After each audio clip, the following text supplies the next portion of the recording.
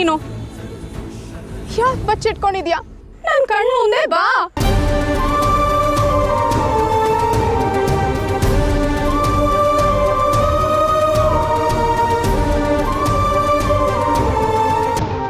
ಯಾಕೆ ನನ್ನ ಜೀವನದ ಜೊತೆ ಇಷ್ಟೆಲ್ಲ ಆಟ ಆಡ್ತಿದ್ಯಾ? ಪ್ಲೀಸ್ ನನ್ನ ಕಣ್ಣು ಮುಂದೆ ಬಾ.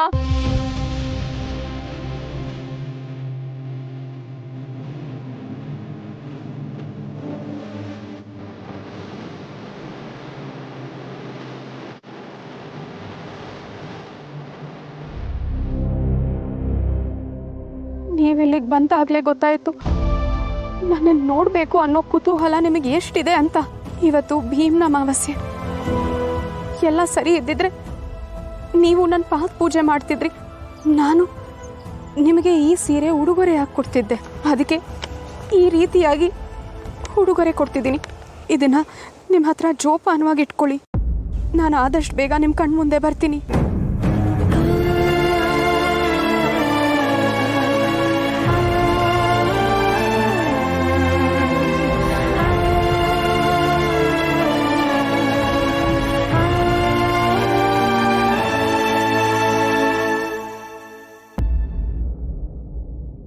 ನನಗೆ ಗೊತ್ತು ನೀನು ಇಲ್ಲೇ ಎದ್ಕೊಂಡು ನನ್ನ ನೋಡ್ತಿದ್ಯಾ ಅಂತ.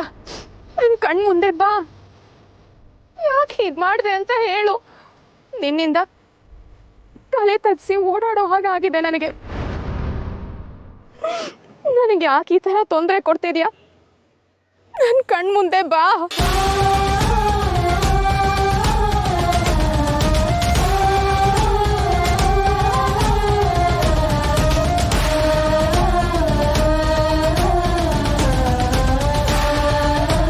ಅದಿರಲಿ, ದೇವ್ರ ಹತ್ರ ಏನು ಬೇಡ್ಕೊಂಡೆ?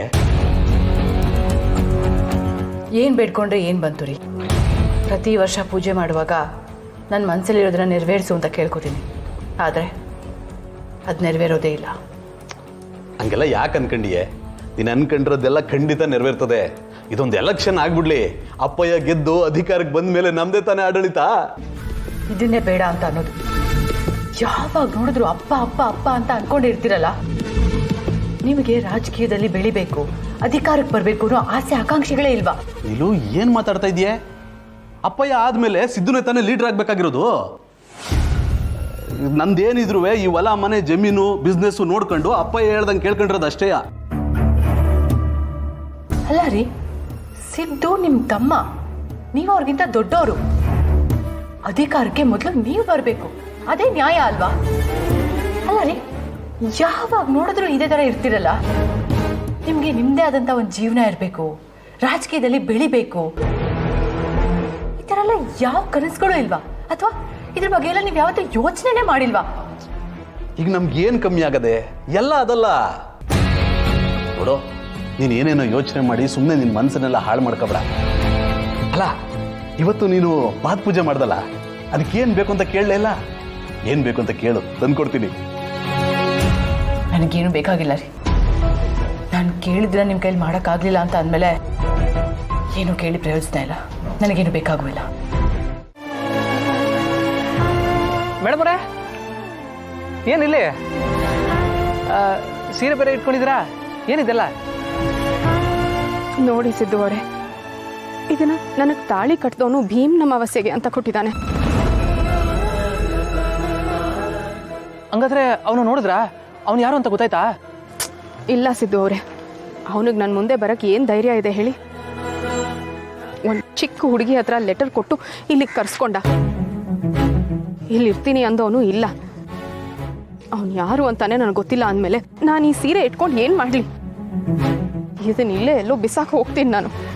ಬೇಡ ಮೇಡಮ್ರೆ, ಹಂಗೆಲ್ಲ ಮಾಡಬೇಡಿ. ಇಷ್ಟು ದಿವಸ ನಿಮ್ಮ ಕಣ್ಮುಂದೆ ಕಾಣಿಸ್ದೇ ಇದ್ದವನು ಈಗ ಇದ್ದಕ್ಕಿದ್ದಂಗೆ ಸೀರೆ ಕೊಟ್ಟಿದ್ದಾನೆ ಅಂದರೆ ಅವ್ನು ನಿಮ್ಮ ಸುತ್ತಮುತ್ತನೇ ಇರ್ತಾನೆ ಅಂತ ಗೊತ್ತಾಯ್ತಾ ಇದೆ. ಈಗ ನಿಮ್ಮ ದಿನ ಎಸ್ದು ಅವ್ನು ಕೋಪ ಮಾಡಿಕೊಂಡು ಬೇಜಾರು ಮಾಡಿಕೊಂಡು ನಿಮಗೆ ಸಿಗದೆ ಹೋದರೆ ಕಷ್ಟ ಆಯ್ತದೆ. ಅದಕ್ಕೆ ಸದ್ಯಕ್ಕೆ ಈ ಸೀರೆನ ನೀವೇ ಇಟ್ಕೊಂಡಿರಿ. ಅವ್ನು ಯಾವತ್ತಾದರೂ ನಿಮ್ಮ ಕಣ್ಮುಂದೆ ಬಂದಾಗ ಆವಾಗ ಅವ್ನು ಕೊಟ್ಬಿಡಿ. ಇವತ್ತೇ ಬರದೇ ಇದ್ದವನು ಮತ್ತೆ ನನ್ನ ಕಣ್ಮುಂದೆ ಬರ್ತಾನೆ ಅಂತ ಹೇಳ್ತಿದ್ದೀರಾ? ಬಂದೇ ಬರ್ತಾನೆ ಮೇಡಮ್ರೆ, ಬರೋ ಥರ ನಾನು ಮಾಡ್ತೀನಿ. ನೋಡಿ, ನಿಮ್ಗೆ ತಾಳಿ ಕಟ್ಟಿದ್ದು ನಿಮಗೆ ಸಿಗಲಿ ಅಂತ ದೇವಸ್ಥಾನಕ್ಕೆ ಹೋಗಿ ಅರ್ಚನೆ ಮಾಡಿಸಿ ಅರ್ಶಿನ ಕುಂಕುಮ ತಂದಿದ್ದೀನಿ. ಇದು ನಿಮ್ಮ ಹಣೆಗೆ ಹಚ್ಕೊಂಡ್ರೆ ಎಲ್ಲ ಒಳ್ಳೇದಾಯ್ತದೆ. ಹಚ್ಕೊಳ್ಳಿ.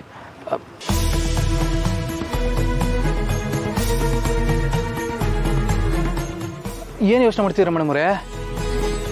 ಇದು ದೇವ್ರ ಪ್ರಸಾದ, ಹಂಗೆಲ್ಲ ಬೇಡ ಅನ್ಬಾರ್ದು. ತಗೊಳ್ಳಿ, ಹಚ್ಕೊಳ್ಳಿ.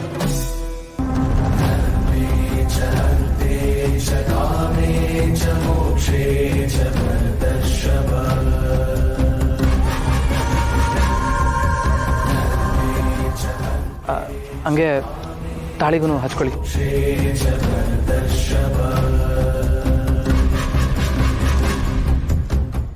ಮತ್ತೆ ಯೋಚನೆ ಮಾಡ್ತಿದ್ರಲ್ಲ, ನಿಮಗೆ ತಾಳಿ ಕಟ್ಟಿದವನು ಯಾರು ಅಂತ ಗೊತ್ತಾಗ್ಲಿ ಅಂತ ತಾನೇ ನಾನು ಈ ಪೂಜೆ ಮಾಡಿಸಿದ್ದೀನಿ. ಇದನ್ನ ಹಚ್ಕೊಂಡ್ರೆ ಅವ್ನು ಎಲ್ಲಿದ್ರು ನಿಮ್ಮ ಕಣ್ಮುಂದೆ ಬರೋ ಥರ ಆ ದೇವ್ರು ಮಾಡೇ ಮಾಡ್ತಾನೆ. ಹಚ್ಕೊಳ್ಳಿ ಮೇಡಮ್ ಅವರೇ.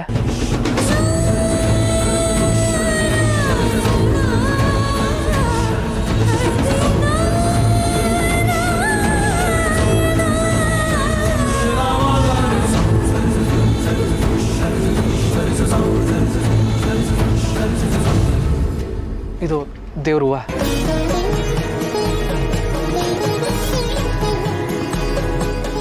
ಯೋಚನೆ ಮಾಡಬೇಡಿ ಮೇಡಮ್ ಅವರೇ, ಅವ್ನು ಎಲ್ಲೇ ಇದ್ರು ಅವನು ಹುಡುಕಿ ನಿಮ್ಮ ಕಣ್ಮುಂದೆ ಕರ್ಕೊಂಬಂದು ನಿಲ್ಲಿಸೋ ಜವಾಬ್ದಾರಿ ನಂದು. ಅಲ್ಲಿ ಗಂಟ ಈ ಸೀರೆ ನಿಮ್ಮ ತವನೇ ಇಟ್ಕೊಂಡಿರಿ.